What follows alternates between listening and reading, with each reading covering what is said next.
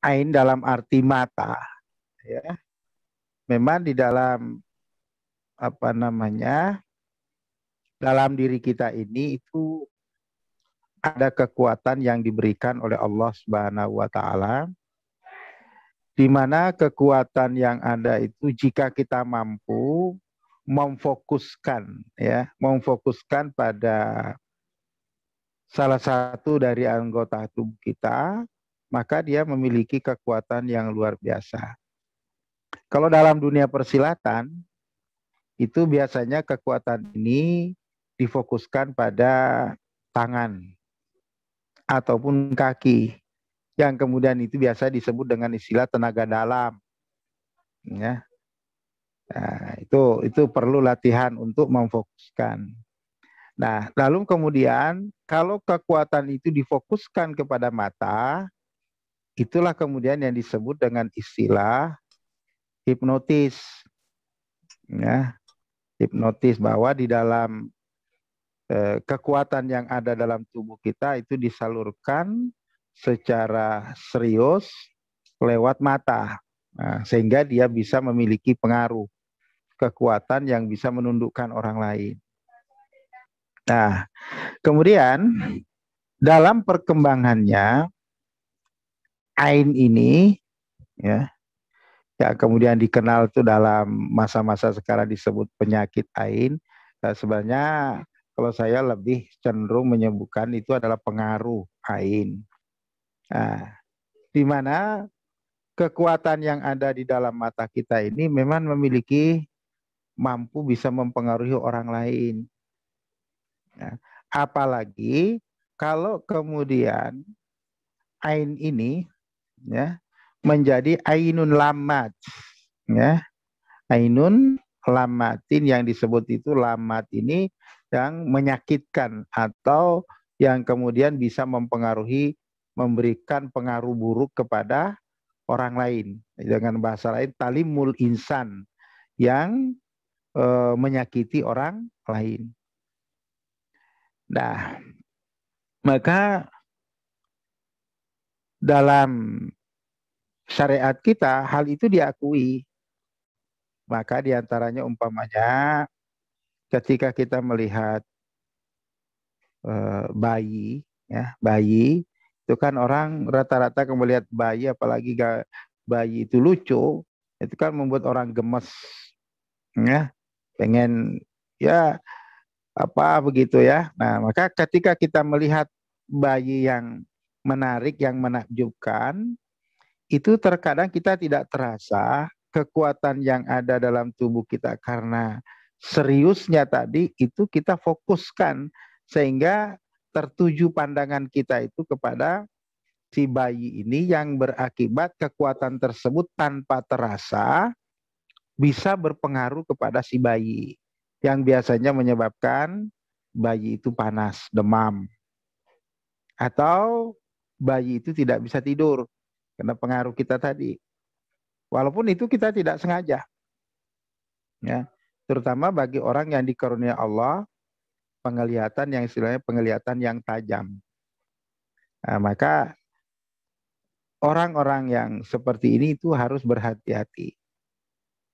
Lalu kemudian secara syariat oleh Rasulullah SAW diajarkan agar ketika kita melihat bayi yang kemudian tadi kita senang, kemudian menakjubkan kita, sehingga kadangkala kita langsung terfokus untuk melihat bayi tersebut.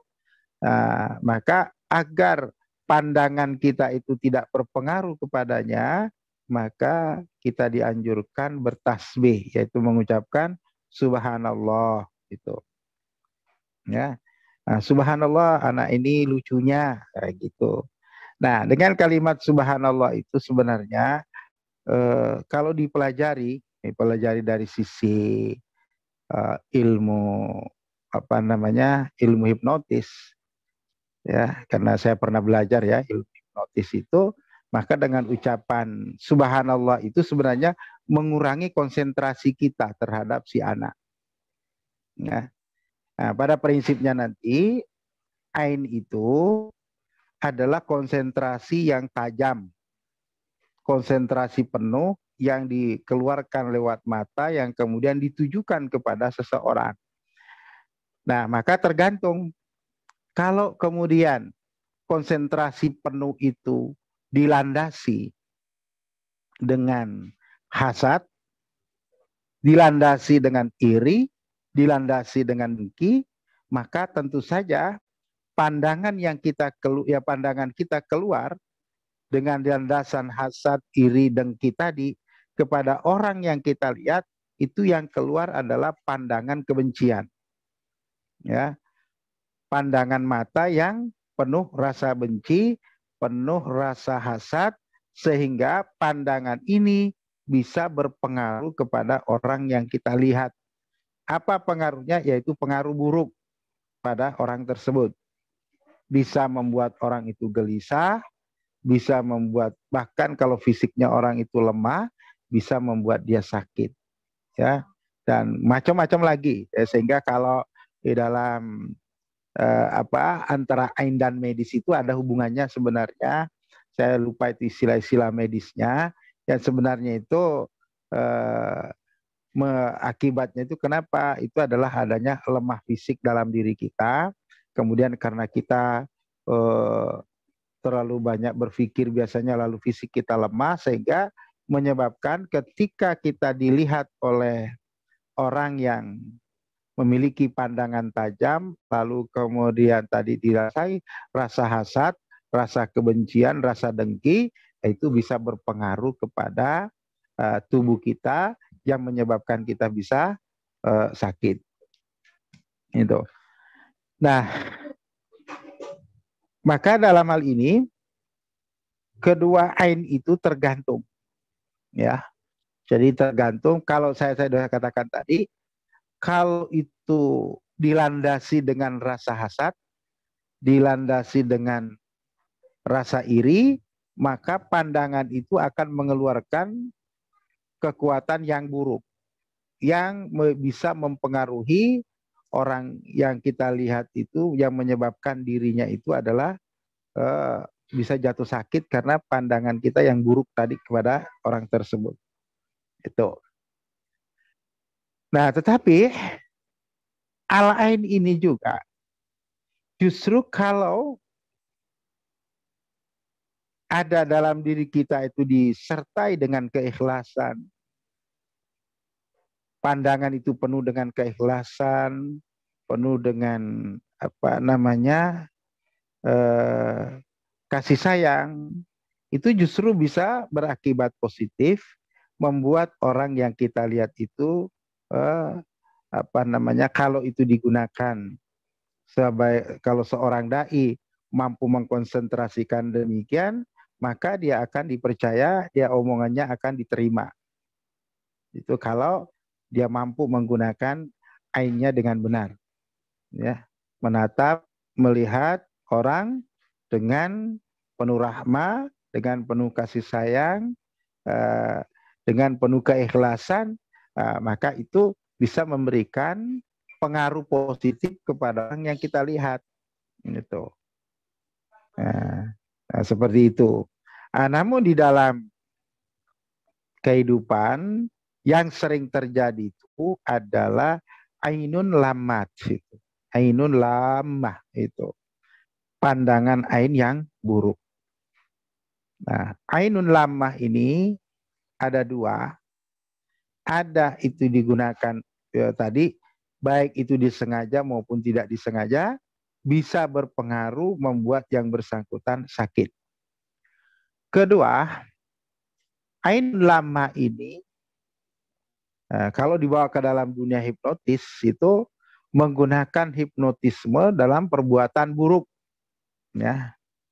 Itu yang kemudian biasanya disebut dalam kehidupan kita, orang yang terkena pengaruh disebut gendam, ya.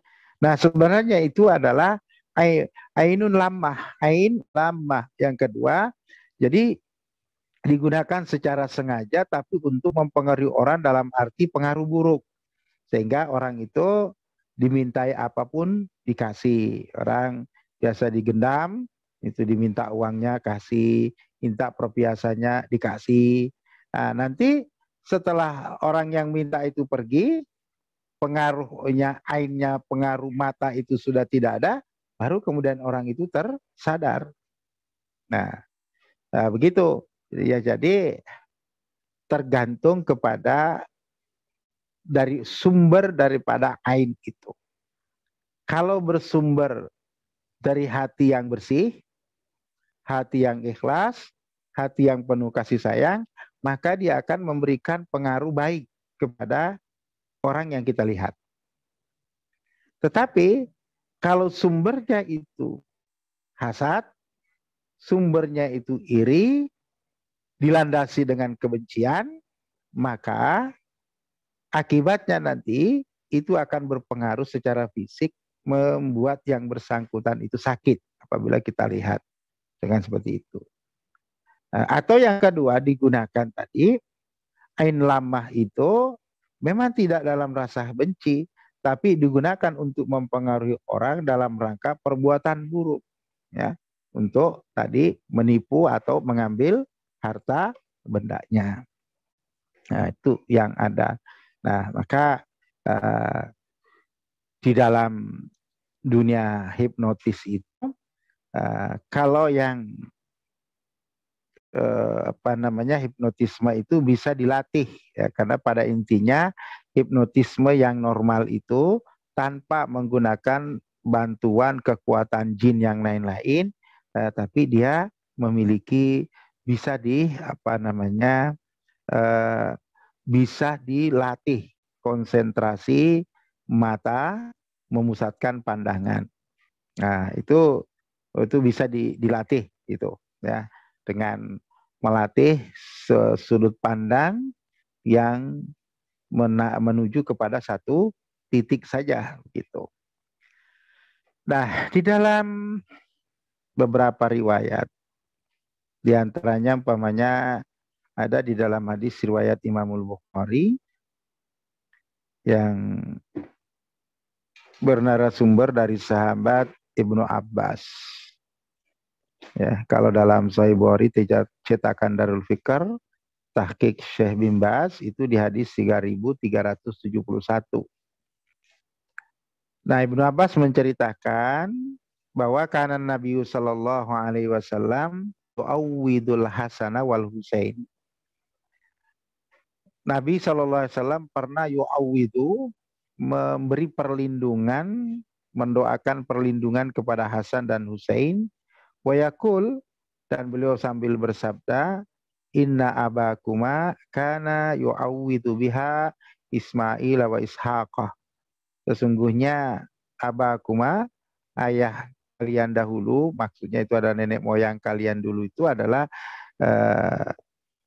Ibrahim, telah ta'awudkan, telah mendoakan perlindungan kepada Allah Ismail dan Ishak, yaitu dengan menggunakan kalimat a'udzu bikalimatillahi tammati min kulli syaitanin hammatin wa min kulli ainin lammatin. Nah, ini doa yang pernah diajarkan Nabi, dita'awudkan Nabi kepada cucunya Hasan dan Husain di saat itu mereka masih kecil. Maka perlindungan secara syar'i, ya, perlindungan benteng secara syar'i daripada pengaruh ain ini, ya, terutamanya kepada anak-anak yang masih kecil, itu bisa dengan dibacakan doa tadi. A'udzu bikalimatillahi tammati wa min kulli syaitanin wa hammatin wa min kulli ainin lammatin. Itu. Nah, itu untuk memberikan perlindungan kepada bayi atau kepada anak-anak kecil, ya, dari pengaruh ain ini. Kalimat ini pun juga artinya kalau lihat dalam hadis itu, di samping bisa untuk anak-anak, otomatis dan sebabul wurudnya itu adalah ke anak-anak, otomatis juga ini bisa digunakan kalau ada orang itu yang terkena penyakit ain ini, terserang pandangan yang tajam. Nah, pandangan-pandangan begini, ain ini bisa terjadi dari manusia, bisa juga itu terjadi dari bangsa jin. Ya. Nah, karena itu gangguan jin terhadap manusia itu sebenarnya lebih banyak kepada ainnya, menggunakan kekuatan mata, sehingga manusia itu bisa diperintah-perintah. Ya. Karena itu kalau ada orang yang biasanya disebut kesurupan, sebenarnya itu bukan surup kemasukan jin, tapi dia kesurupan itu kemasukan pengaruh ain jin, gitu. Ya, karena jin itu tidak masuk ke dalam tubuh orang sebenarnya. Dia yang masuk adalah pengaruhnya. Nah, yaitu di pengaruh kekuatan mata, ainnya, ain lamahnya. Nah, karena dia memiliki kekuatan, maka dia orang manusia yang dihasadi itu dia bisa pengaruhi dengan ngomong ini, ngomong itu bisa. Ya. Nah, kita pun juga orang belajar hipnotis itu kalau sudah sampai tingkat tinggi itu bisa mempengaruhi orang dengan pandangan mata. Tuh. Ya, dengan pandangan mata. Nyuruh orang tidur bisa tidur, ya, nyuruh orang ngomong sendiri itu bisa ngomong sendiri, ya. Itu kekuatan ain namanya. Tuh. Nah, dalam itu kita ngomong aja bisa diomongin dengan lisan, bisa diomongin dengan apa namanya? Dengan hati saja bicara itu bisa. Nah, kalau orang sudah terbiasa, makanya kalau orang itu menggunakan ain itu dalam bentuk kejahatan, nah, maka biasanya digunakan mengambil harta orang yang biasa disebut gendam itu ya, dia tidak ngomong secara lisan tapi hatinya nyuruh, ya, serahkan hartamu. Tapi itu ditatap orang yang demikian. Itu pengaruh matanya, maka orang yang dipengaruhi dengan ain oleh yang si pelaku ini itu dia akan nurut, ya. Kalau si pelaku bilang minta jam, ya dilepaslah jamnya itu. Minta perhiasannya, dilepaslah perhiasannya. Seperti itu, ya, pengaruhnya, ya. Nah, pengaruh ain ini kalau orang sudah terbiasa itu bisa berpengaruh dari jarak 50 meter, ya. Jarak 50 meter itu kita sudah bisa mempengaruhi orang. Itu. Saya pernah membuktikan itu ketika belajar hipnotis dulu sampai tingkat eh, apa namanya? Sampai tingkat mematikan lilin, tapi saya tidak lulus karena mata saya tidak kuat sampai mematikan lilin, tapi saya sudah bisa dulu dalam jarak 50 meter saya melihat menatap orang, lalu saya berkata dalam hati noleh, orang itu pasti noleh. Gitu. Nah, itu ain namanya. Ya. Nah, tetapi hal ini itu kalau digunakan dalam bentuk positif ya positif. Nah, kalian dulu ya mungkin apakah sempat diajar dengan Allah yarhamu Ustaz Gozi enggak dulu? Ada yang sempat diajar sama Ustaz Gozi? Enggak, Ustaz. Enggak ya? Enggak sempat diajar ya? Nah, Allah yarhamu Ustaz Gozi itu dulu kalau ngajar, beliau kalau Kak Bulughul Maram buka catatan itu tidak dibuka per lembar per lembar, ya. Beliau hanya menatap sejenak, buka itu pas dengan nomor yang mau diajarkan. Seperti. Nah, saya dulu penasaran, saya tanya beliau, Ustaz, saya perhatikan kalau Ustaz ngajar itu tidak pernah buka cari nomor sekian, begitu Ustaz tanya, sekarang kita nomor berapa? Nomor 1000 sekian. Ustaz hanya melirik Bulughul Maramnya, buka langsung pas dengan nomor yang ini. Ya. Padahal saya lihat perhatikan BM-nya Ustadz itu tidak pakai tanda gitu. catatan yang Ustadz pakai tidak ada tanda, tapi begitu Ustadz buka nomor itu. Nah, saya penasaran kepada beliau, lalu beliau katakan, itulah yang namanya ilmu Fathul Kutub, ya. Nah, cara membuka kitab dengan menggunakan mata. Nah, dari beliaulah saya disuruh belajar hipnotis itu untuk cara yang baik, membuka buku. Nah, maka belajar dari ain tadi tuh. Sehingga ketika kita belajar membaca buku itu tidak harus membuka lembar per lembar gitu. Cukup kita menggunakan kekuatan mata itu sejenak, buka dan halaman yang kita maksud itu langsung ke situ kita tertuju. Nah, seperti itu. Nah, ini artinya ain itu tidak selamanya jahat gitu ya. Tidak selamanya buruk, tergantung kepada penggunaan.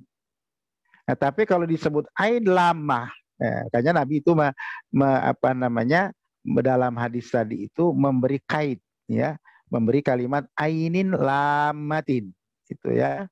Jadi mata yang pengaruh mata yang buruk.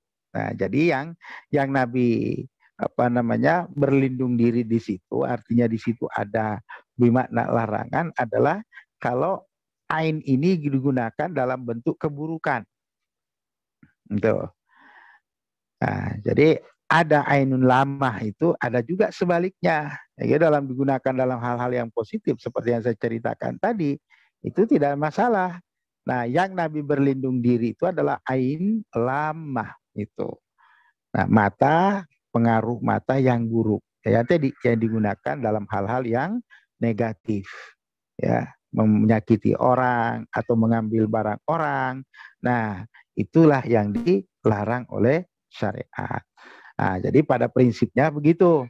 Nah, kalau apa namanya, kalau kita bahas ain ini dalam, jadi dia bukan masuk dalam kategori sihir, sebenarnya dia berdiri sendiri, itu. Dan itu bisa dipelajari, ya. Karena tadi ada sumber kekuatan dalam diri kita, yaitu berangkat kepada konsentrasi, ya, berangkat kepada konsentrasi. Maka ketika kita mampu berkonsentrasi itu, maka keluarlah ain tadi yang memiliki kekuatan yang cukup.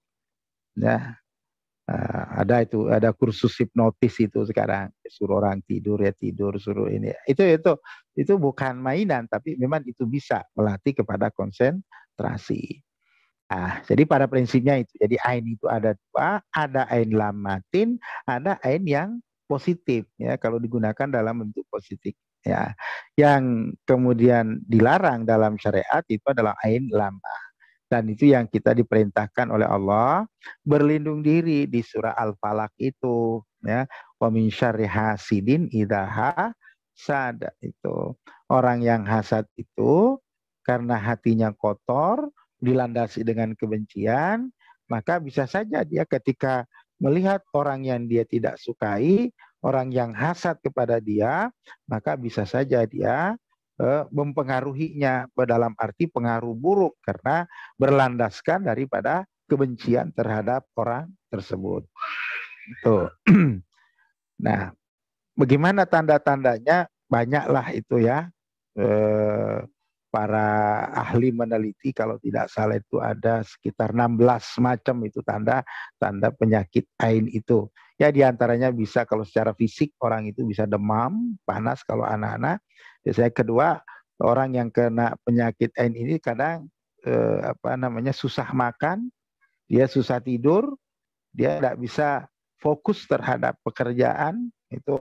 Karena tadi memang dia pengaruhnya kepada yang bersangkutan itu. Nah, maka dalam menghadapi orang yang seperti ini, nah maka itulah yang kemudian diajarkan oleh Allah di Quran itu, ya, ta'awud kepada Allah, ya. Kemudian orang-orang yang penyakit ain ini kalau melihat itu, ya Nabi hanya menyuruh berdoa, tidak ada ruqyah-ruqyahan yang diajarkan oleh Nabi. Ya, kalau tadi doa itu, kalau tamu disebut itu ruqyah, ya itu a'udzu bikalimatillahi tammat itu. ya, atau juga didoakan dengan keberkahan. Kalau yang pengaruhnya tadi pengaruh buruk dilandasi dengan hasad, maka cara menghadapinya itu adalah dengan bagaimana adalah seperti cara kita menghadapi orang yang hasad gitu. Nah, di dalam cara kita menghadapi orang yang hasad itu, kita tidak boleh berbalik membenci orang yang hasad itu. Justru sebaliknya, kita berbuat baik kepada yang bersangkutan. Nah, maka dalam hal ini ketika ada orang-orang yang kena pengaruh seperti itu, maka dia harus didekati, dia harus didoakan dengan penuh keberkahan, disuruh saja banyak berbuat baik, banyak beristighfar, nah, insya Allah itu lama-lama pengaruh itu akan hilang. Ya, tidak kemudian dilandasi, jangan berbalik membenci orang yang mempengaruhi kita dengan penyakit ain. Karena begini, penyakit ainun lamah itu semakin kita tidak suka kepada orang yang menghipnotis kita dengan pandangan matanya tadi, maka semakin hal itu berpengaruh pada diri kita. Nah, kenapa? Karena itu adalah suatu keburukan. Maka ketika kita balas dengan keburukan pula, maka kita berada pada posisi yang sama. Nah, ketika kita berada pada posisi yang sama seperti itu, maka kita akan menjadi korban dan hal itu akan terus menambah pengaruhnya kepada diri kita. Maka harus dilawan dengan cara menghadapi orang yang hasad. Ya, satu tadi katakan berbuat baik kepada orang yang hasad itu, lama-lama hasadnya hilang. Itu jangan dibenci. Tuh. Kedua, tentu saja kita berdoa berlindung diri kepada Allah Subhanahu wa taala dari kejahatan-kejahatan orang yang hasad itu. Nah, itu yang kalau kemudian kita dipengaruhi seperti itu. Nah, itu yang terkait dengan ain. Nah, ini jadi ain ini bukan perkara baru, sudah sebelum Islam datang itu sudah biasa terjadi dan digunakan. Kalau sebelum Islam datang itu digunakan dalam hal yang negatif gitu. Ya, kadang orang menganggap itu sihir, sebenarnya tidak. Ya, tidak. Hanya itu adalah ain, dalam bahasa medisnya itu adalah hipnotisme yang dilakukan tapi digunakan dalam bentuk yang negatif. Itu pengaruh mata. Gitu. Ya, makanya kalau kita lihat juga begini, hikmah ya. Ada hikmah di dalam Islam itu bukan semata-mata dalam arti melihat secara ranah hukum, tapi dalam hikmah perintah ghaddul basar itu ada unsur ke sana. Ya, ada unsur ke situ. Melihat lawan jenis dengan cara memandang terlalu lama, nah itu bisa memberi pengaruh negatif. Ya. Begitu juga pada kita. Dan itu bisa dipengaruhi oleh masuklah setan di situ nanti berpengaruh sehingga terjerumus kepada perbuatan maksiat. Nah, di situ ada kaitannya dengan ain lamah tadi di situ. Nah, itu yang pertama. Dulu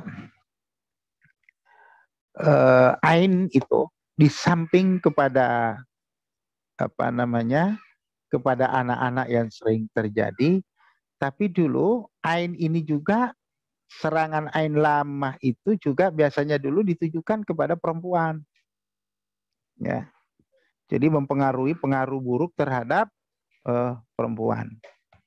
Nah, itu masa-masa jahiliyah itu orang-orang jahat, orang-orang yang selalu bisa berbuat buruk itu diantaranya itu. Ya. Menggunakan ain lamah ini untuk menundukkan lawan jenisnya, terutama dalam ini perempuan. Ya, ya tentu saja kita sudah sama-sama mafhum bahwa kalau itu mempengaruhi perempuan, nah justru yang akan ketika digunakan ini lamahnya ini adalah dalam rangka al-hawa, dalam rangka hawa nafsu terhadap si perempuan itu. Nah, sehingga terkadang terjadilah hal-hal yang tidak diinginkan, terjadi pemerkosaan, terjadi ini yang bersangkutan tidak tahu karena sebelumnya sudah ditundukkan, sudah terjadi hipnotis yang digunakan secara tidak baik tadi. Nah, itu. Maka dalam hal ini Itu yang harus kita berhati-hati di situ. Makanya begini, banyak sekali hikmah. Kenapa? Ya kalau kita belajar itu, kenapa Islam itu diantaranya ya bukan berarti hikmah.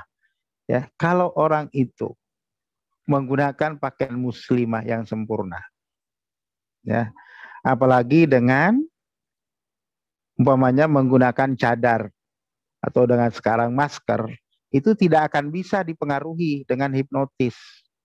Itu. Karena hipnotis itu sasarannya itu harus langsung kepada salah satu anggota tubuh yang nampak.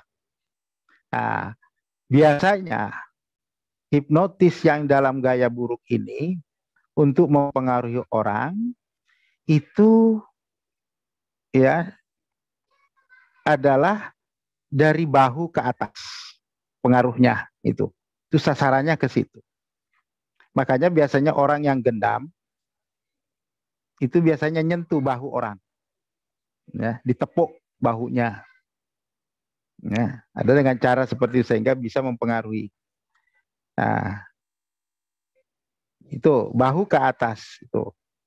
Nah, leher, titik, kemudian di tengkuk itu juga sasaran ain itu ke situ. Ya, ya di leher, di tengkuk. Ya, kalau dilihat dari belakang, ya dulu ya ketika belajar hipnotis begitu, kalau menyuruh orang noleh itu yang kita apa namanya, yang kita tatap itu adalah tengkuknya, ya pangkal leher atau di pas pangkal yang ada mulai ada rambutnya itu yang kita tatap, ya tatap 1 menit ya dengan konsentrasi penuh itu kita bisa suruh noleh noleh, ya suruh lompat lompat, itu bisa seperti itu, ya. Nah, kalau di bagian wajah itu paling mudah pengaruh ain masuk itu adalah dengan bertatapan mata, ya bertatapan mata. Nah, karena itu harus berhati-hati di situ, ya. Kalau orang melihat kita, jangan dilawan matanya, buang pandangan kita. Itu, nah, itu rata-rata. Jadi kalau orang-orang yang apa namanya, orang yang berpikiran negatif itu, ketika menatap mata seseorang, itu dia sengaja. Ya. Ya, makanya kalau dalam apa, dalam film-film itu kan ada ya lihatlah mataku, tataplah mataku. Sebenarnya ke situ, pengaruhnya ke situ atau ya ke mata. Kedua, yang berikutnya kalau di wajah itu juga adalah apa itu antara dia apa titik antara kedua alis ya di dahi ya, tapi pas titik antara alis itu ini ya, titik yang di ini dahi. Nah itu titik lemah ya, titik lemah sasaran daripada ain. Ya. Nah, kemudian turun ke bawah itu di dagu. Nah, itu juga itu sasaran. Ya, dagu itu juga termasuk titik sasaran hipnotis untuk mempengaruhi orang. Ya, itu. Nah, kemudian turun lagi itu di leher. Ya, di leher itu di pas itu. Itu titik-titik apa namanya? Titik-titik pengaruh ain itu di situ. Nah, sehingga saya katakan tadi, kalau ain itu kepada perempuan, lalu kemudian dia menggunakan pakaian muslimah, apalagi dia bercadar, maka fa insya Allah dia tidak akan bisa dipengaruhi. Gitu. Karena tidak bisa ditatap langsung. Ada penghalang. Gitu. Ya. Nah, penghalang oleh hijab tadi. Maka pengaruh ainnya tidak akan. Paling kalau kepada perempuan itu paling kalau dia tidak umpamanya tidak pakai muslimah biasa saja bercadar, tidak bercadar, nah maka titiknya yang ada adalah di dagu, di mata, dan kemudian antara dua kening. Gitu. Titiknya ke situ. Kalau leher kan otomatis tidak nampak, tapi dagu masih. Nah, kalau dia bercadar atau dengan sekarang istilahnya menggunakan masker, nah itu kan tertutup gitu. Ya. Apalagi kalau pakai niqab, sama sekali tidak bisa sudah. Tuh. Karena nggak kelihatan sama sekali. Jadi harus ada ain itu akan berpengaruh pada titik yang bisa langsung, ya, dari anggota tubuh kita bisa langsung.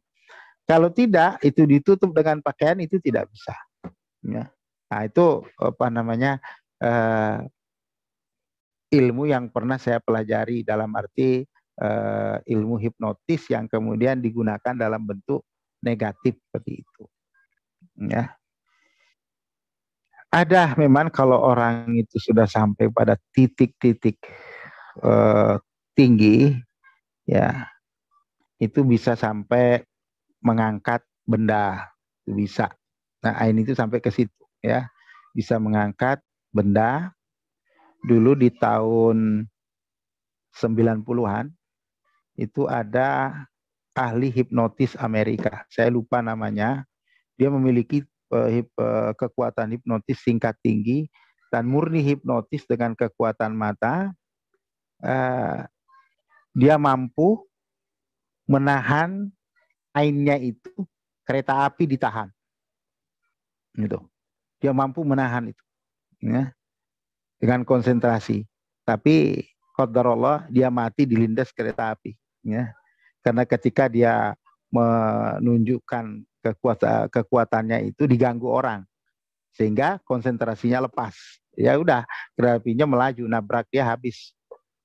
Nah, jadi secara apa namanya luaran juga untuk menghindari penyakit ain itu, buyarkan konsentrasi yang bersangkutan, gitu ya.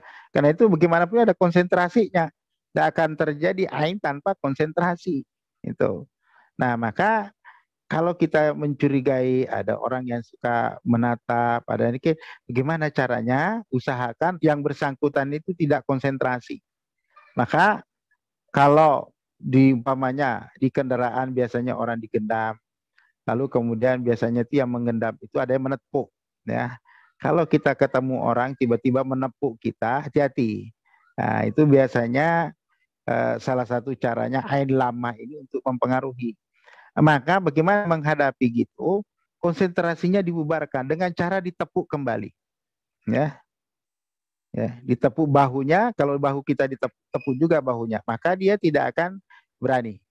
Karena itu sebuah, kalau dalam ilmu hipnotis kejahatan begitu, itu sebuah kode bahwa yang bersangkutan ngerti, ya. Maka dia tidak akan berani melanjutkan. Kalau kita biasanya itu ditepuk bahu kanan atau kiri, ditepuk gitu. Nah, kalau ada orang kita tidak kenal lalu tiba-tiba menepuk seperti itu, maka tepuk kembali dia bahunya. Nah, itu maka dia akan berhenti, tidak akan lama di situ.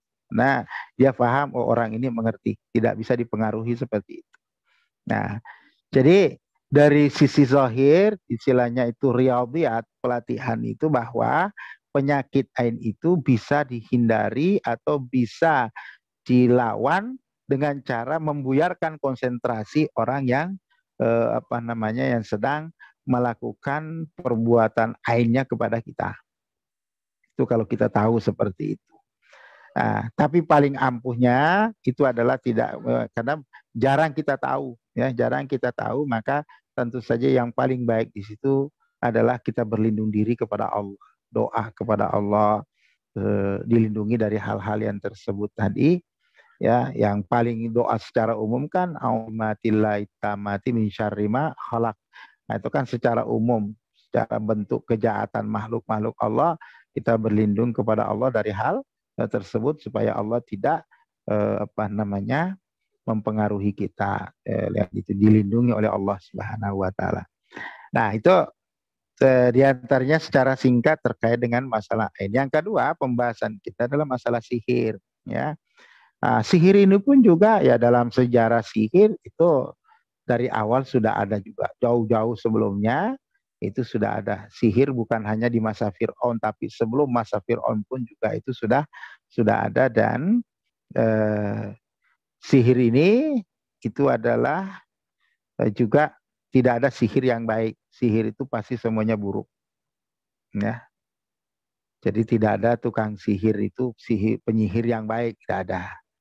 Nah, kalau tadi lama masih ada dua, ada ainun lamatin, ada ain ghair lamah itu. Tergantung kepada penggunaannya. Tapi kalau sihir itu pasti semuanya tujuannya adalah tujuan buruk. Ya. Ima itu untuk mempengaruhi orang lain juga dengan sihir. Hanya saja begini, kalau sihir itu pasti memiliki media. Ya. Kalau ain tadi itu latihan. Ya.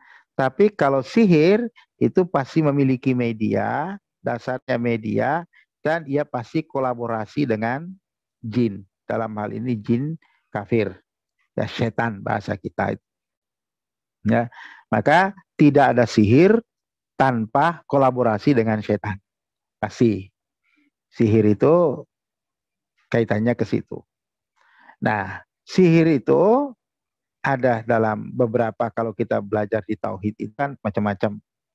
Ya, ada sihir untuk mempengaruhi orang, mempengaruhi lawan jenis, ya, agar apa namanya, ada sihir agar istri tetap mencintai suaminya. Nah, sebaliknya ada sihir agar suami tetap mencintai si istri. Nah, itu bentuknya demikian. Nah, ini kalau dalam dunia kehidupan di Indonesia, sihir yang semacam ini itu disebut pelet, ya. Nah, ya, disebut pelet namanya kalau di dunia persihiran Indonesia itu, yang pengaruhi orang lain itu dalam bentuk keburukan. Nah, ada juga sihir-sihir ini di samping tadi untuk mempengaruhi orang, eh, niatnya baik, tapi itu salah karena dia kolaborasi dengan setan. Ada juga sihir itu digunakan tadi ada dalam bentuk apa namanya, untuk menyakiti orang lain, ya, atau menyakiti orang lain, menyerang orang lain sehingga menyebabkan yang bersangkutan bisa mati sebagai penyebab kematian.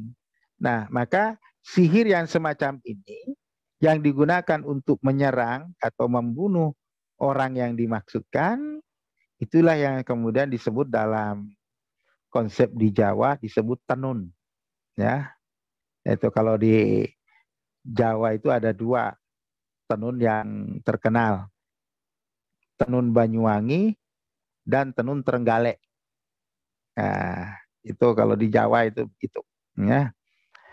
Nah, kalau dalam tingkatan kesihiran, ya, kekuatan tenun orang Trenggalek itu di atas tenunnya orang Banyuwangi, gitu.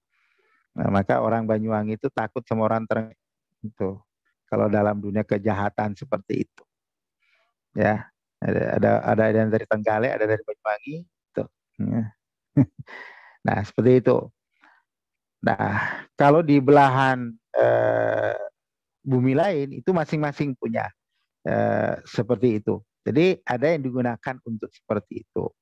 Ada juga sihir itu digunakan untuk memperkuat posisi, ya, untuk meyakinkan orang agar orang itu percaya kepada kita. Ya, seperti halnya yang terjadi dalam kisah-kisah Quran, ya, kisah-kisah Quran pemanya yang dilakukan oleh Firaun untuk meyakinkan bahwa dia juga memiliki kekuatan seperti itu, ya. Nah, gitu. Jadi ada yang digunakan seperti, ada digunakan untuk membunuh orang yang tidak disukai. Ada juga kalau menurut Quran itu kan ada juga sihir di masa Nabi Sulaiman itu mempengaruhi orang, ma yufarriqu bainal mar'i wa zauji, ya, memisahkan. Jadi ada sihir itu seorang minta disihirkan pasangan yang itu agar bisa bercerai, suami istri bisa bercerai. Macam-macam lah caranya dipengaruhi itu. Ya, itu bentuknya begitu. Yang intinya bahwa kalau sihir itu pasti hubungannya dengan kolaborasinya dengan setan. Gitu. Ya. dulu di tahun 90-an, 80-an saya masuk di pesantren itu 86 ya, sampai kemudian saya 92, masih sampai tahun 94 itu di Bangil, daerah pesantren Putra itu setiap malam Jumat Kliwon itu pasti perang sihir ya, perang bola api, dan itu lewat di atas asrama pesantren Putra ya. Ya, nah saya dulu suka mengganggu itu ya, karena kalau dalam dunia persihiran, ketika tenun itu dikirim dalam bentuk bola api, kalau ada yang menegur maka dia akan rusak ya, tidak nyampe, pecah. Nah dulu saya sering ganggu itu karena biasanya hal seperti itu dijalankan di saat orang sudah pada lalai ya. Biasanya dijalankan di malam Jumat Kliwon itu jam 12 ke atas. Ya, jam 12 ke atas ketika sudah orang sudah pada tidur ya. Dulu paling sering kalau saya, kalau piket jaga jadi keamanan dulu. Nah, saya minta jadwal tiap malam Jumat Kliwon. Nah, samping piket tapi piketnya jam yang kedua. Nah, itu memang saya ingin itu. Biasanya lewat itu di atas kelas kalau sekarang itu berkali-kali itu ada lewat di situ bola api, saya teriakin aja, "Wih, bola apinya mau kemana?" Pecah di situ ya, cur gitu. Nah begitu ininya, jadi masih sering terjadi seperti itu. Jadi ada mempengaruhi, jadi intinya itu semuanya adalah untuk mempengaruhi orang ya, baik ain maupun sihir itu arahnya ke situ, mempengaruhi orang lain. Nah, hanya saja penggunaannya tadi berbeda. Kalau sihir itu pasti penggunaannya pasti selalu kepada arah-arah yang negatif, dan sihir itu pasti kolaborasi dengan setan. Yang artinya kalau dibawa ke dalam sisi akidah, bahwa sihir itu pelaku sahirnya, tukang sihirnya itu pasti dia melakukan kesyirikan, pasti musyrik, karena itu menjadi syarat. Ya, sihirnya akan bisa berjalan, akan bisa sempurna kalau dia melakukan syarat-syarat tertentu yang dipersyaratkan oleh setan yang menjadi khadamnya itu. Ya. Nah itu maka as-sahir, pelaku sihir itu pasti melakukan hal-hal yang seperti itu. Ada syarat-syarat tertentunya, pasti melakukan kesyirikan. Nah, karena sihir itu pasti digunakan dalam hal-hal yang buruk, ya tidak ada sihir itu dalam rangka kebaikan, karena memang landasannya syirik, maka pastilah semuanya buruk. Nah, karena itu dalam hal kaitan dengan hukmus sahir, ya hukmus sihir wasair, hukum bagi sihir itu, hukumnya artinya jelaslah kalau dalam sisi apa namanya prinsip pasti dia haram karena perbuatannya ada unsur syiriknya. Kemudian hukum sahir, bagaimana hukuman orang penyihir ya. Nah, maka para ulama itu memang berselisih, ada yang bahkan ada yang kan bahwa karena kalau sihir yang dijalankan itu adalah untuk membunuh orang dan kemudian sasarannya itu memang mati, maka tukang sihirnya dihukum mati. Nah, begitu.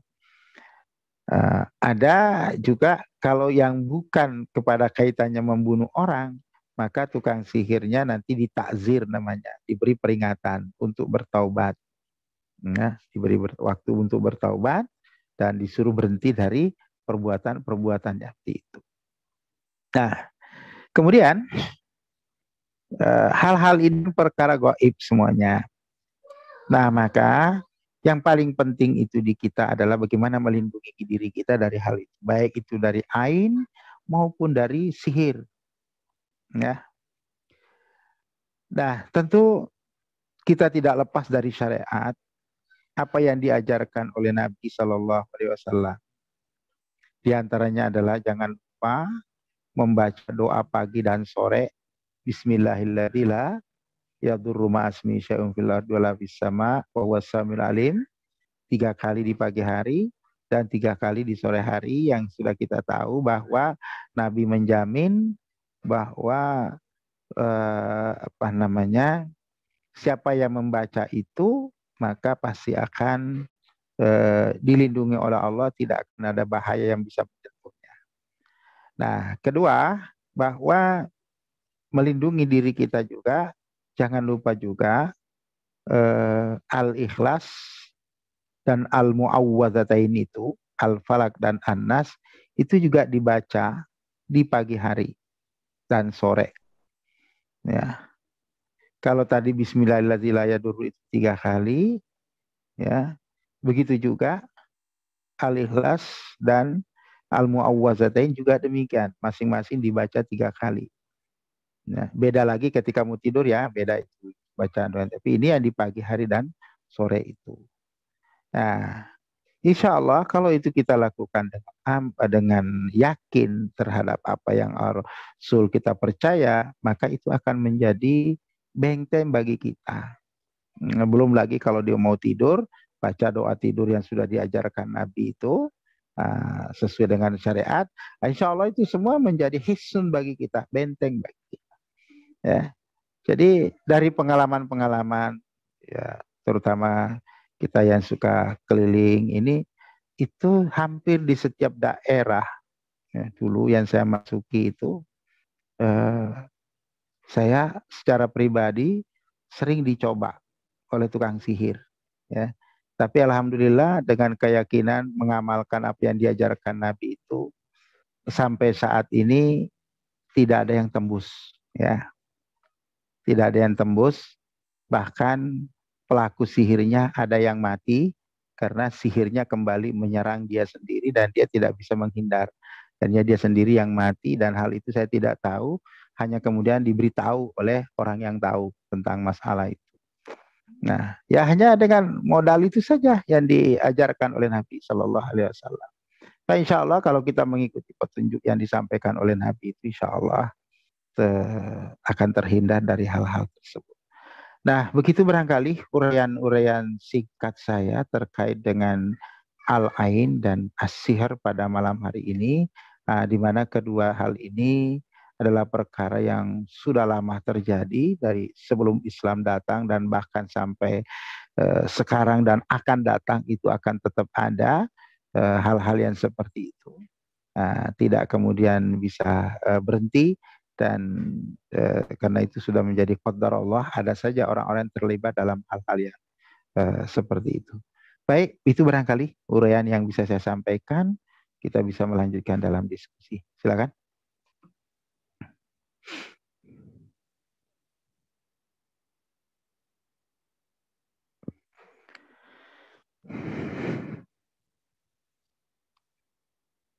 Ya, halo. Silakan moderator.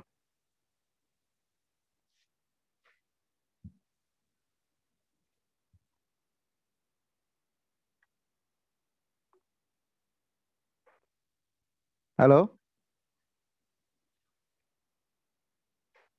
Moderator silakan dibacakan kalau ada pertanyaan. Alhamdulillah, terima kasih Ustadz atas pembahasan kita malam ini. Sudah ada beberapa pertanyaan yang masuk ke saya. Mau dibacakan langsung atau satu-satu aja Ustadz?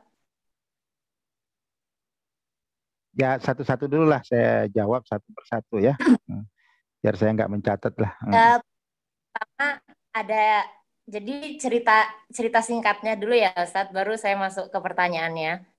Cerita singkatnya, teman kita ini punya seorang paman, tapi pamannya itu sudah lama nggak pernah sholat. Kemudian tuh ketika pamannya ini merasa ada sihir yang sepertinya tuh melanda dia gitu loh. Kemudian ada seseorang yang berkata pada dia kalau memang dia itu sedang disihir dari beberapa tanda-tandanya seperti itu. Kemudian keluarga ini bertanya gitu, kira-kira pertanyaannya itu apa perlu kita itu meyakini perkataan orang tadi itu kalau benar pamannya ini disihir seperti itu. Kemudian pertanyaan yang Hmm. kedua, Hmm. bagaimana kita sebagai keluarga dari paman ini untuk menasehatinya dalam untuk sholat terus gitu loh Ustadz, untuk istiqomah dalam sholatnya. Hmm. Kemudian yang Hmm. pertanyaan Hmm. ketiga, bagaimana kita keluarga juga itu memberi saran tentang sihir tersebut. Begitu Ustadz. Itu pertanyaan pertama. Monggo boleh dijawab Hmm. dulu. Iya, jadi begini. Pertama, kita yakini bahwa sihir itu ada, ya. Tuh. Kedua, bahwa sihir itu dapat mempengaruhi sasarannya. Nah, cuman kalau pertanyaannya tadi, apakah kita harus mempengaruhi, meyakini perkataan orang tadi bahwa Anda itu disihir, kan? Itu. Oke. Nah, ini kita harus memperhatikan dulu, ya, apa yang dirasa sebenarnya. Ya, jangan tidak semua perasaan itu disihir. Jangan-jangan kita yang menyihir diri kita sendiri, itu. Ya, karena begini-begini, lalu kita justru timbul rasa suudzon. Oh, saya ini disihir oleh seseorang. Nah, itu bahaya. Kalau Halo Ustadz. sihir yang mempengaruhi, ya, kalau sihir itu justru kita yang membuat pada diri kita, itu susah diobati. Hmm. Sebenarnya tidak ada pengaruh apa-apa pada diri kita, tapi kita sendiri yang memunculkan perasaan bahwa saya disihir orang. Itu. Nah, itu. Nah, yang pasti begini, harus diperhatikan bahwa tadi kalau sihir itu mengarah kepada fisik, ya, kepada fisik, seperti menyakiti yang bersangkutan, nah itu bisa saja terjadi, ya. Nah, perkataan orang tadi ini disihir harus harus dibuktikan dulu, ya, dengan memperhatikan tanda-tanda itu memang betul ada apa enggak. Nah, kalau memang itu ada, diabaikanlah itu perkataan tadi, tapi bagaimanapun kita harus berlindung diri sebagai bentuk bahwa kita harus ihtiyat, ya. Ihtiyat dalam hal ini, eh, kita tidak meyakini itu 100% bahwa ini disihir, ya. Tapi itu sudah merupakan informasi penting bagi kita, bisa terjadi. Lalu bagaimana istilahnya itu menangani. Nah, maka ketika ada tanda-tanda bahwa kita itu disihir, maka ikutilah petunjuk Rasul. Ya. Maka selama kita mengikuti petunjuk Rasul, melakukan apa yang disampaikan Rasulullah, petunjuk dalam hal ini petunjuk agama. Nah, yang repot itu kan sudah mulai tidak sholat, ya. Nah, kalau orang tidak sholat, sebenarnya belum tentu juga ada pengaruhnya dengan sihir, ya. Jangan tiba-tiba, kadang kan kita itu sudah belum apa-apa, sudah terpengaruh dengan kondisi masyarakat. Oh, ini nggak sholat karena kena sihir. Sebenarnya tidak ke situ, ya. Sihir itu tidak, arahnya bukan ke situ.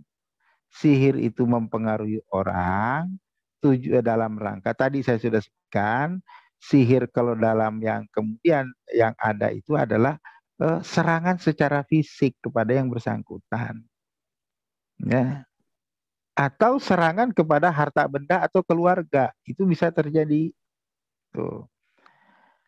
Nah, maka dalam hal ini pertama, jangan terlalu dipercaya perkataan itu bahwa oh ini kena sihir. Nah, itu kita harus pelajari dulu secara secara detail bahwa apakah memang betul di situ ada pengaruh sihir. Tentu ini kepada orang yang mengerti masalah itu. Nah, jangan kemudian tiba-tiba kita menimbulkan pada diri kita, akhirnya kita yang menyihir diri kita sendiri. Itu yang bahaya. Sebenarnya kita tidak tersihir, tapi karena kita terpengaruh dengan omong orang bahwa kita kena sihir, itu kemudian yang menyebabkan kita tersihir oleh perasaan kita sendiri. Itu. Nah, kalau perasaan kita sendiri yang menyihir diri kita, ini bahaya. Orang lain tidak bisa menyembuhkan. Itu.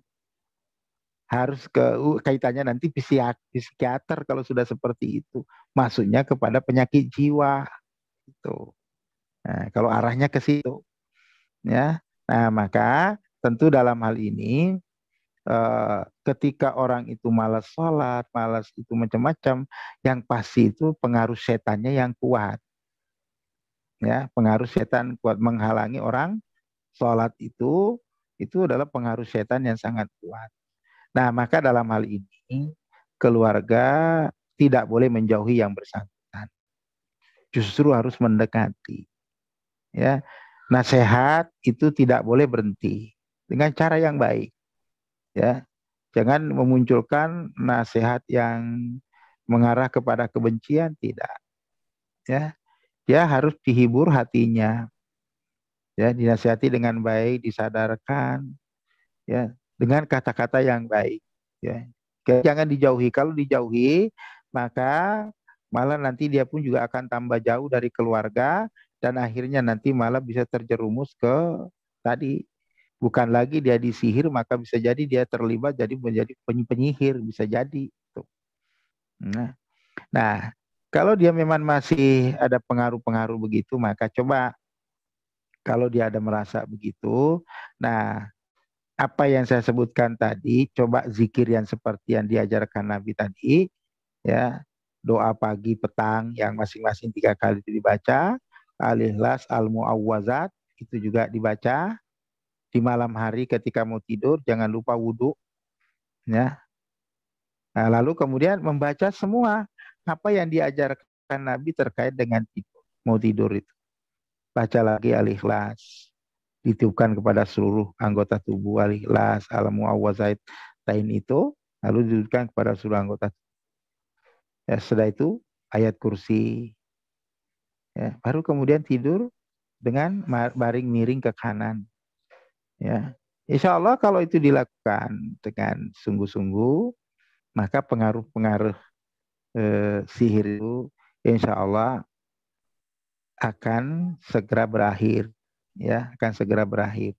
Tentu saja begini, kita melakukan semua tadi itu dengan keyakinan penuh. Intinya itu di keyakinan. Ya, karena kita sebagai seorang mukmin, apa yang diajarkan oleh Allah dan Rasulnya, tentu kita harus meyakini 100% benarnya. Hanya saja terkadang orang itu lebih yakin kepada omongan orang daripada omongan Rasul. Gitu. Kalau dukun yang ngomong begini, kamu lakukan begini, percaya 100%. Tapi kalau Rasul tidak percaya. Nah, sebenarnya itu menyangkut masalah keimanan. Maka itu perlu. Dan dengan penuh keyakinan kita lakukan itu, insya Allah eh, cepat atau lambat itu, kalau memang ada pengaruh-pengaruh sihir, itu pasti akan hilang. Ya. Jadi keluarga jangan menjauhi, justru harus didekati. Tentu saja di sini nasihat. Nasihat itu tidak ada hentinya. Ya, harus terus menerus kita lakukan tawasobil haq, tawasobil sabar, tawasobil marhamah. Ya, seperti itu yang bisa saya sampaikan. Ada lagi? Ya Ustadz Afwan tadi itu ceritanya si paman ini udah ngerasain di beberapa bagian tubuhnya sering sakit Ustadz. Kemudian istrinya juga sering menemukan buhul itu loh Ustadz di halaman rumahnya begitu Hmm. Ustadz. Jadinya Oh. Oh. Hmm. saya gitu Ustadz. Hmm. Tapi paman ini Hmm. sebenarnya Iya, tidak itu tahu tanda-tanda. Hmm. gitu Ustadz. Hmm. Jadi kalau menemukan yang begitu, buhl itu langsung aja diambil, dibakar. Udah dibakar aja. Itu obatnya. Kalau bisa kita temukan, itu kan wasilahnya. Sudah langsung dibakar. Itu. Itu ya. Baca aja Bismillah, ta'awud, bakar. Itu kan itu alat setan. Itu. Ya. Ya, jadi kalau ada Ya, memang Ustadz. menemukan buhur begitu, itu langsung dimusnahkan. Ya, dibakar langsung. Ya, dibakar di tempat aja lah. Siram bensin terus bakar. Itu setan, masalah isinya setan di situ. Ya. Biar setannya kabur, api dibakar api ya kabur. Ya.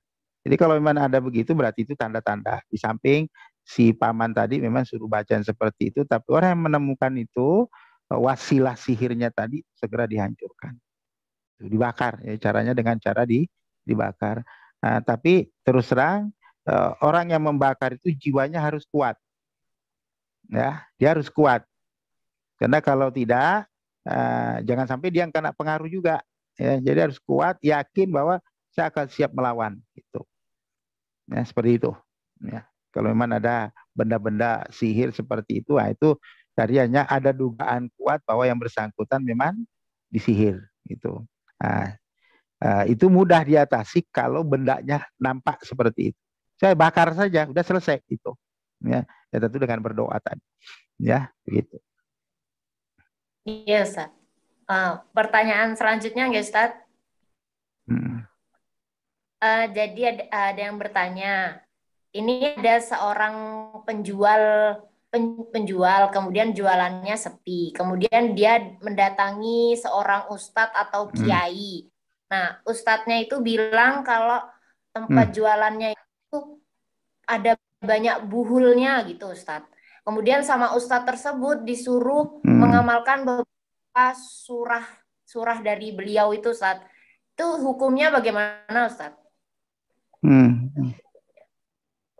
Ya, begini, buktikan dulu benar nggak ada buhulnya. Satu itu dulu, ya. Jangan hanya percaya orang, ya. Oh banyak buhulnya, coba cari dulu benar nggak. Nah, jangan-jangan si ustadz justru kena pengaruh setan juga, itu bahaya, ya.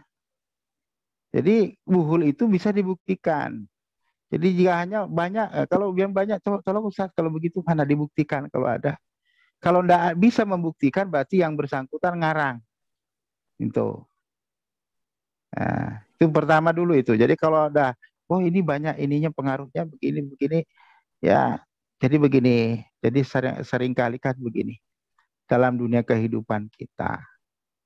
Seringkali kita itu terlalu dahulu menggunakan pikiran negatif, ya. Jualan nggak laku-laku, tiba-tiba wah ini saya kena sihir. Itu bahaya pikiran seperti itu, ya. Kenapa kita tidak berpikiran positif pada Allah? Ya. Oh belum saya rezeki saya hari ini belum dapat, ya. Itu sehingga kita berangkatnya dari suudzon akhirnya. Itu bahaya itu. Nah, itu saya katakan tadi yang paling berbahaya itu kalau seseorang itu sendiri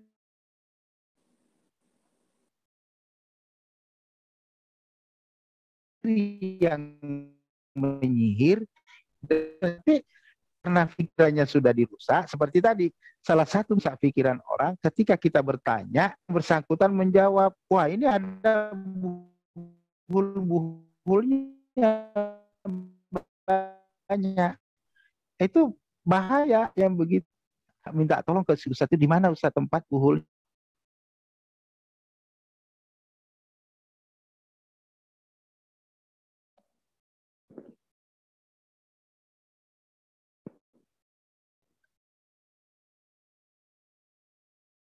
Ustadz,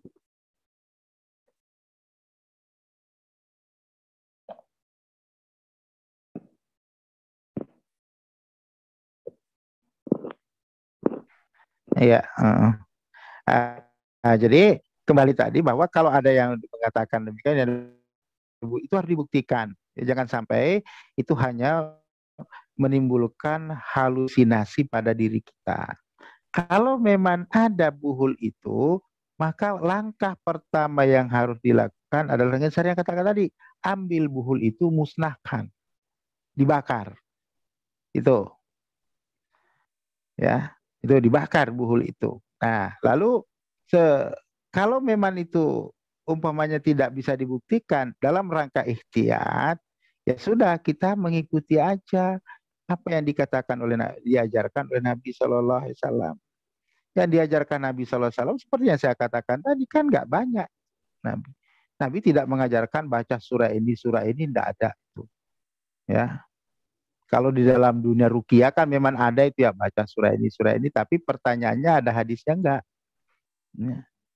Jangan sampai kita ngarang karena ini masalah perkara gaib, ya.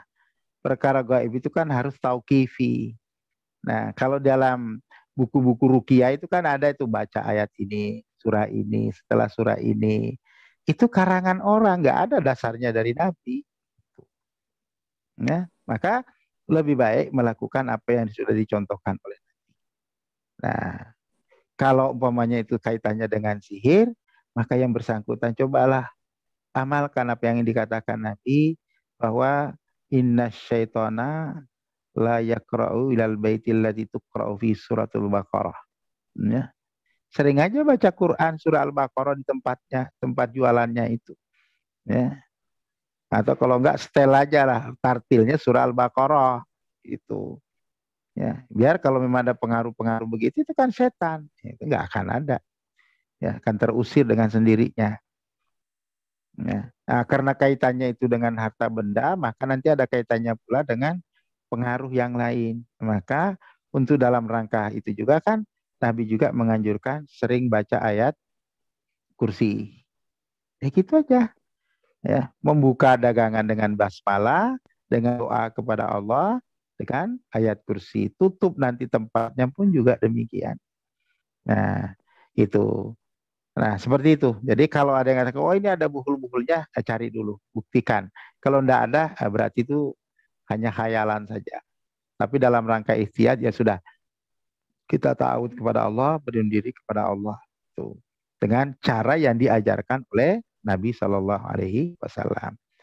Nah, kalau kemudian ini baca ayat ini, setelah itu surah ini, ya tanyakan dulu dasarnya ada enggak. Kalau hanya itu pendapat ya bahaya, ini urusan gaib. Ya. Urusan gaib itu perlu kepada tauqifi, bimbingan yang langsung dari Nabi Shallallahu Alaihi Wasallam secara dalil. Nah, begitu. Wallahu a'lam bishawab. Ya Ustaz.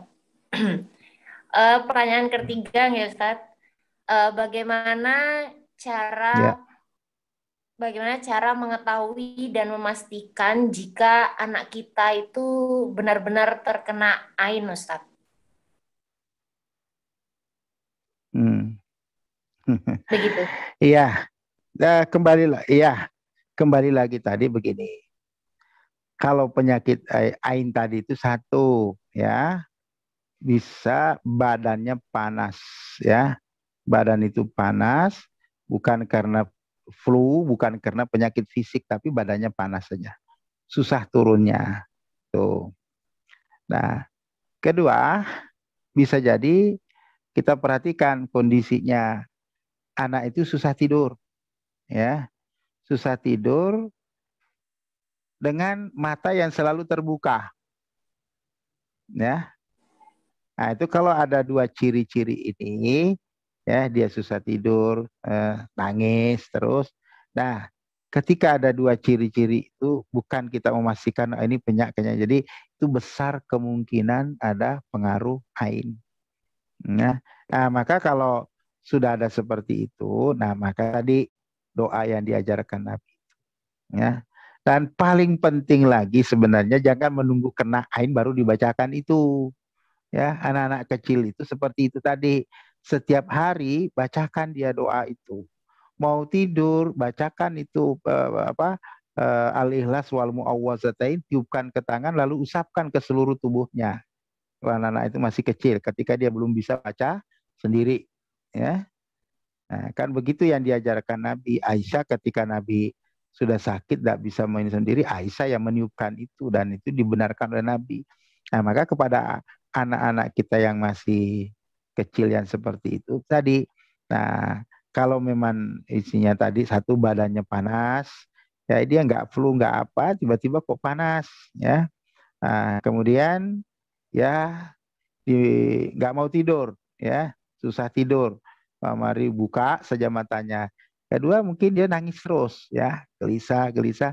Nah, itu memang kemungkinan di siang hari ada orang yang melihat tadi, atau ada lagi dia bermain, tiba-tiba ada orang yang secara tidak sengaja mungkin dia senang kepada anak itu sehingga dia menatapnya dengan tajam, akhirnya kemudian terpengaruh. Nah, itu bisa saja dilakukan dengan seperti tadi, ketika memang dia panas badannya dengan air, kompres saja, ya, dikompres dahinya, ya. Kalau dimandikan, ya, ini teori-teori aja, bukan mana hadisnya, nggak ada hadisnya, teori, ya, teori memandikan. Kalau dia panas maka cuci kaki dulu, ya, cuci kaki, jangan langsung cuci kaki sampai mata kaki, diamkan 1 menit. Setelah itu cuci lagi kakinya sampai lutut. Diamkan 1 menit. Ya.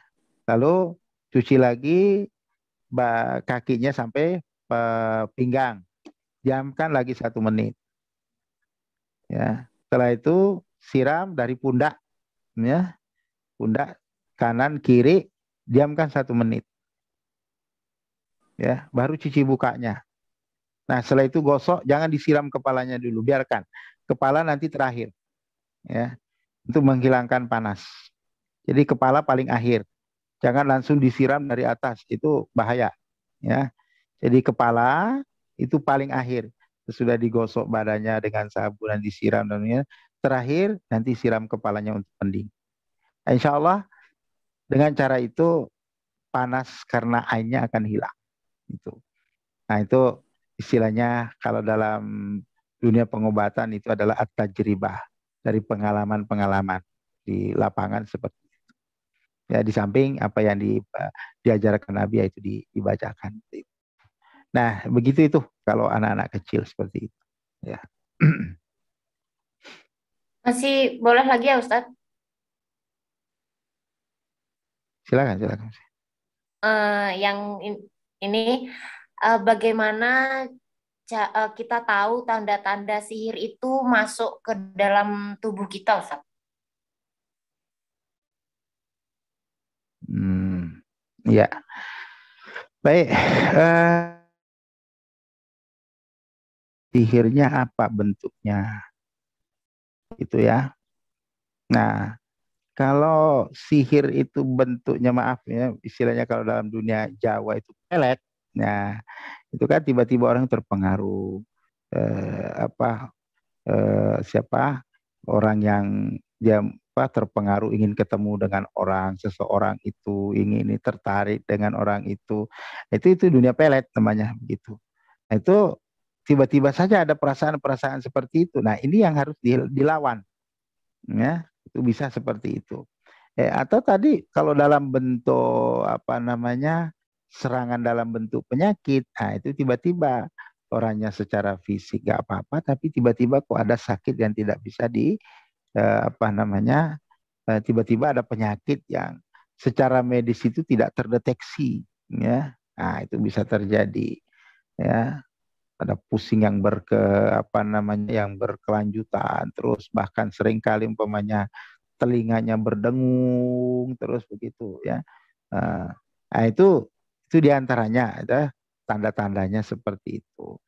Nah, kalau ada yang begitu itu ya sudah, kita kembali sebagaimana yang dikatakan Nabi, berdoa kepada Allah, dilindungi, bertawud kepada Allah. Itu saja yang diamalkan oleh Nabi Sallallahu Alaihi Wasallam. Insya Allah itu. Ya, jadi saya ingin mengatakan begini, yang terpenting itu, ya, pertama terpenting bahwa bentengi diri kita, ya, bentengi diri kita jangan sampai ditembus sihir dengan mengamalkan apa yang diajarkan Nabi tadi, insya Allah. Nah, kalau sudah ada ditakdirkan Allah masuk ke dalam diri kita seperti itu, nah maka bagaimana menghadapinya? Kembali lagi, tidak ada yang bisa mengeluarkan dan menyembuhkan itu kan kecuali Allah Subhanahu wa taala. Berdoa saja pada Allah dengan tentu saja melewati prosedur yang sudah diajarkan oleh Nabi. Ya, membaca doa, mau tidur, baca itu, ini dan sebagainya. Nah, semua itu kita lakukan. Insya Allah dengan itu maka hal-hal yang seperti itu akan segera dihilangkan oleh Allah Subhanahu wa taala. Nah, baik begitu. Ada lagi Ustadz yang bertanya, ada orang melakukan pengobatan dengan susuk lewat dukun. Apa seseorang itu akan selamanya hidup diikuti oleh jin, Ustadz? Bagaimana Ustadz tanggap? Jadi apakah orang itu akan selalu diikuti oleh jin gitu? Kalau udah pakai susuk dari jalur dukun gitu, Ustadz? Ya otomatis, ya otomatis itu sarananya, ya. Kalau sudah masuk ke dunia dukun, pasang susuk, pasti yang bersangkutan itu diikuti oleh jin. Jin itulah yang mempengaruhi dia. Kalau susuknya itu kecantikan, maka jin itu yang selalu menampakkan wajah cantik pada dirinya. Walaupun sebenarnya dia nggak cantik gitu.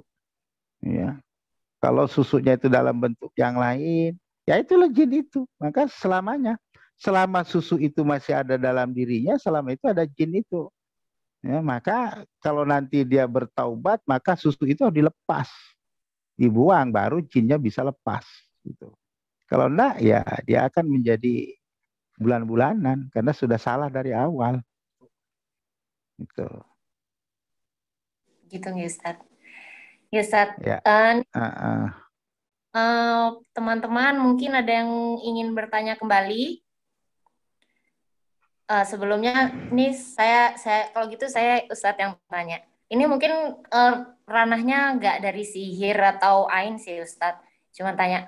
Saya pernah dengar seorang Ustadz ceramah. Kemudian beliau menyuruh mengamalkan suruh baca Al-Fatihah misalnya sampai 41 kali gitu dalam sehari. Kemudian diamalkan dalam 40 hari. Nah, itu nanti apa yang kita inginkan itu mudah gitu loh, Ustaz. Nah, hal-hal yang seperti itu boleh nggak sih, Ustaz? Kadang-kadang juga misalnya di TikTok atau di Instagram itu ngamalin misalnya suruh surat Al-Waqiah, suruh surat ya apa macam-macam yang keinginan nanti cepat terkabul gitu-gitu, itu boleh nggak sih, Ustaz? Iya, begini. Keyakinan dalam hidup itu sangat penting. Ya, apapun yang kita lakukan ini harus yakin. Kalau tidak yakin, tidak akan menghasilkan apa-apa. Ya, jangankan baca ayat Quran, baca ini, baca tulisan apapun, kalau diyakini akan, wah dengan baca ini saya akan dapat ini, itu pasti diberi oleh Allah. Ya. Cuman masalahnya benar apa enggak cara begitu kan? Nah, janji Allah nanti baca surah Hud, ya. Surah Hud surah 11 ayat 15-16. Ya. Nah, siapapun apapun yang kita lakukan di dunia, kalau kita yakin dengan ingin mendapatkan materi duniawi, maka kata Allah, nuwaffi, ya, kami akan berikan kepada mereka a'malahu, pas sesuai dengan pekerjaannya. Wahum la yubakhasun, tidak akan dikurangi oleh Allah. Ya. Nah, tapi dengan keyakinan seperti itu, Allah akan beri semuanya. Hanya saja ayat 16-nya berbunyi, ulaika alladzina laisa lahum fil akhirati illan nar. Ya. Orang yang melakukan seperti itu, ya, melakukan sesuatu di hidupnya adalah untuk mendapatkan materi dunia dan sebagainya itu, maka tidak ada yang didapatkan di akhirat kecuali neraka. Ya kan? Wahabita anhum ma kanu ya'mal wa batilun ma kanu ya'mal. Seluruh amalnya batil dan gugur. Nah, berarti itu kan masuk ranah syirik. Itu seperti itu. Nah, maka tadi walaupun itu ustadz baca begini sekian pasti Allah. Memang betul. Kalau kita amalkan yakin pasti. Kenapa? Karena kita yakini. Itulah namanya jimat. Nah, itulah namanya jimat dalam kehidupan. Itu jimat itu meskipun apapun, oh, kertas saja kalau dikasih orang dibungkus putih ini, bahwa kamu yakin bahwa ini akan membuat kamu kebal, pasti kebal. Dengan keyakinannya. Tapi apakah itu benar? Salah. Itu. Sama seperti tadi, jangankan Al-Fatihah. Baca sekian kali dengan yakin Allah memudahkan. Betul, Allah mudahkan. Tapi cara Anda salah. Menggunakan cara yang tidak disyariatkan. Kan ayat Quran, betul. Apakah ayat Quran untuk seperti itu? Ya. Berarti Anda membaca ayat Quran bukan lagi ibadah. Tapi ingin mendapatkan ranah dunia. Diberi oleh Allah. Nah, tapi disitulah jatuhnya syirik. Jadi, ya. Ada orang mungkin ya bertanya ke dukun, Pak, bagaimana nih dagangan saya supaya laku? Ya sudah, jangan tinggalkan sholat malam ya. Tiap malam kamu harus sholat malam 11 rakaat. Benar enggak itu anjurannya kira-kira? Ya. Benar. Benar, anjurannya benar. Tapi ingat, yang bersangkutan salah dalam melakukan. Karena dia sholat dengan niat dagangannya laku. Berarti yang disembah dagangan, bukan lagi Allah. Itu. Nah, di situ justru yang berbahaya itu adalah syirik-syirik yang diambil dari Quran atau dari ibadah. Tuh. Ya, orang bertanya ke ini, dah supaya daganganmu laku, kamu harus pelihara puasa Senin Kamis. Kan betul itu puasa Senin Kamis kan ada. Tapi ketika dia melakukan dengan tujuan agar dagangan laku, disitulah dia jatuh kepada kesyirikan. Itu. Puasa Senin Kamis bukan tujuan melakukan ibadah. Ya, sama dengan surah Waqiah, ya hadis-hadisnya kan hadis palsu semua itu ya. Ya, ada orang rajin sholat duha supaya rezekinya dimudahkan. Ya itu syirik semua akhirnya. Jadi sholat duhanya karena agar dapat rezeki kan gitu. Apa boleh kita begitu ibadah kepada Allah? Nah, itu tadi. Nah, renungkan surah Hud ayat 15 sampai dengan ayat 16 ya. Tidak boleh melakukan dalam hidup kita ini, kalau kita melakukan sesuatu apapun dengan niatan mendapatkan di dunia, Allah pasti beri. Ya. Apapun yang kamu minta diberi oleh Allah. Tapi itulah yang kamu dapatkan. Akhirat tidak ada sudah. Nah, jadi itu berhati-hati itu ya. Ya, Ustaz. Ya, baik demikian. Ada lagi Ustaz yang bertanya.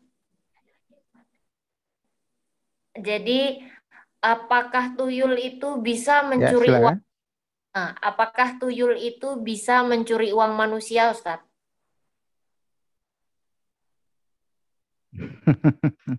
Bisa. Iya. Itu terjadi di masa Nabi kan. Sudah terjadi di masa Nabi. Ya. Barang wakaf dicuri malah kan. Kan di hadisnya kan seperti itu. Ya. Cuman tuyul itu tidak bisa mengambil banyak. Kecuali tuyul kepala hitam. Banyak diambil. Ya. Kalau tuyulnya kepala hitam itu banyak diambil. Tuyulnya yang gundul, itu kalau uangnya sebok, seikat, itu nggak diambil semua, paling diambil selembar, 2 lembar. Ya, tapi kalau tuyul kepala hitam, ya berapapun di situ dibawa itu ya. Kalau tuyul kepala hitam. Nah, tapi kalau tuyul yang biasa itu bisa. Ini memang ada. Nah, karena itu syaratnya begini. Ya, nah inilah syaratnya. Bahwa kalau kita menyimpan sesuatu agar tidak diambil oleh makhluk halus, bacakan ayat kursi itu. Ya, kan begitu yang diajarkan Nabi kan. Gitu. Ya, bacakan ayat kursi kalau kita takut di daerah ini sering, terutama daerah pasar ya, yang tinggal di pasar itu jangan kira pasar itu aman. Ya, hati-hati. Kalau masuk pasar lalu ada orang suka kalau tiap hari di pasar jalan dengan tangan di belakang. Ya, tangan di belakang. Jadi tangan tangan kanannya memegang tangan kirinya di belakang punggung. Ya, dengan telapak tangan mengadah ke atas. Nah, itu curiga orang yang begitu itu salah satu ciri orang yang memelihara tuyul. Bawa tuyulnya ke pasar untuk mengambil uang orang. Ya, nah, maka kalau ada kan itu kalau yang ada di daerah pasar atau daerah-daerah yang mungkin sini begitu, nah kalau menyimpan uang jangan baca dulu ayat kursi. Insya Allah tidak akan diambil oleh si tuyul kecuali tuyulnya kepala hitam ya, itu lain lagi. Gitu, ya. Nah, begitu ya. Oke. Ustaz terakhir ini mungkin soal Ya, ain tadi, Ustaz. Eh, apakah ain itu ya. bisa orang melalui media kayak foto, video gitu, itu bisa nggak Ustaz? Jadi orang lihat foto gitu, itu bisa Hmm. nggak kena ain? Kalau ain tidak bisa, harus langsung. Ya, harus langsung. Ya, media apa itu. Nah, tapi kalau sihir bisa. Ya, lewat foto, lewat media itu bisa. Nah, itu sihir. Kalau ain tidak bisa, harus langsung ain itu. Nah, tapi kalau ada orang yang dipengaruhi lewat fotonya, lewat apa, itu masuk ranah sihir namanya. Ya, jadi di situ ada kekuatan dengan jin. Gitu. Ya, jadi ain sekali lagi ain itu harus langsung. Makanya saya katakan tadi, jangankan itu, walaupun langsung saja ketika orang itu berhijab tak bisa. Gitu. Nah, jadi kalau ada orang yang kena pengaruhnya dengan ini, itu sihir namanya. Jadi dia menggunakan kekuatan lain, kekuatan gaib itu. Dengan foto, dengan apa itu bisa gitu. Ya, begitu.